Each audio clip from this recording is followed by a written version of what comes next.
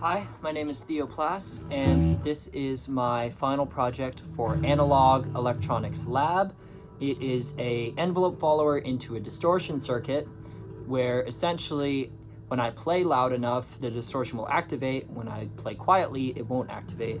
So I can, once I adjust this, like so,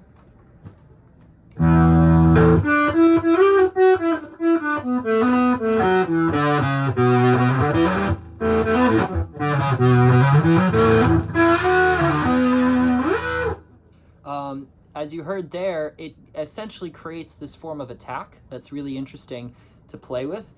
And that's only when the envelope follower is adjusted like so, where I can play both quietly enough not to activate it, but I could also play loud enough.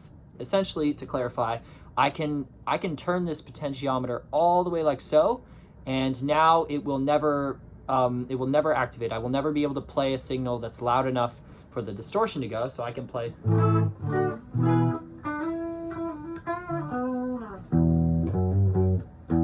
Yeah, and I can also switch it all the way this way, and like that, I won't be able to play something quiet enough not to activate the distortion.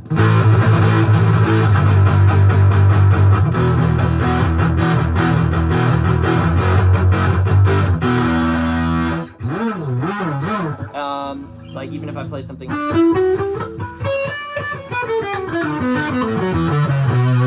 it will always activate the distortion.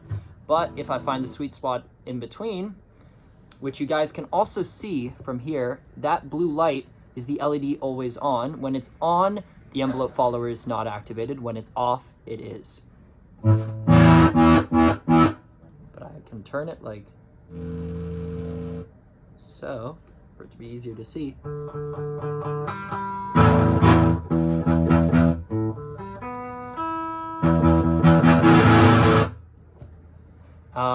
But I like to try and find the sweet spot in between, because what that creates is a form of attack, as you heard.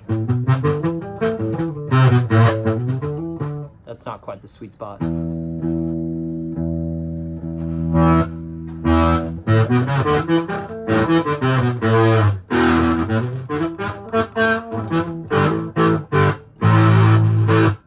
That creates its own form of attack.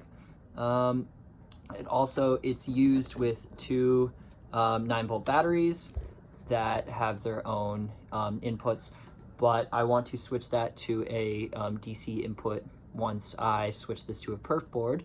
I also have 1/4-inch input jacks for both my guitar feeding in and my line out, which goes to my amplifier. There's also electrical tape, if you saw, over the circuit, over the LED and not the potentiometer, the photoresistor. And what this does is it minimizes light and it allows for it to be more consistent. I also switched, an envelope follower typically has an inverting amplifier into in the circuit, but I switched that to a non-inverting amplifier because that gave me a more consistent switch between distorted and not distorted, and it was cleaner in general for me to play. And yeah, that's my circuit.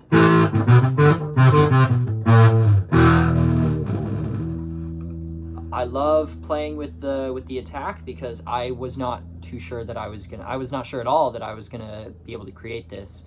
I thought it would switch quite quickly, but the delay in switching between distorted and not distorted creates that form of attack, and it's really fun to play around with.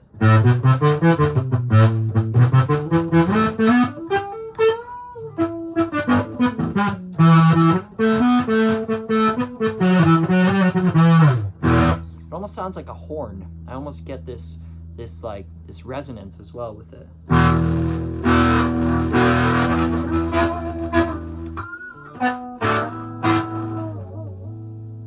I can also adjust the gain using this blue pot here. If I turn it all the way up, this adds gain for both the distorted and not distorted. So I typically leave it quite low, or else it's hard to distinguish, but for you guys, I'll turn it up.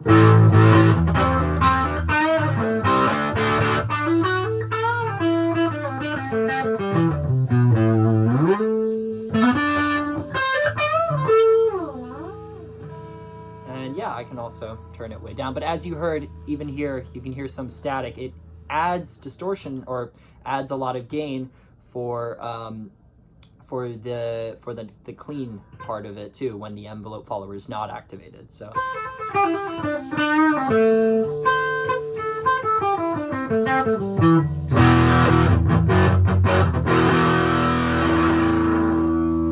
And yeah, that's my circuit.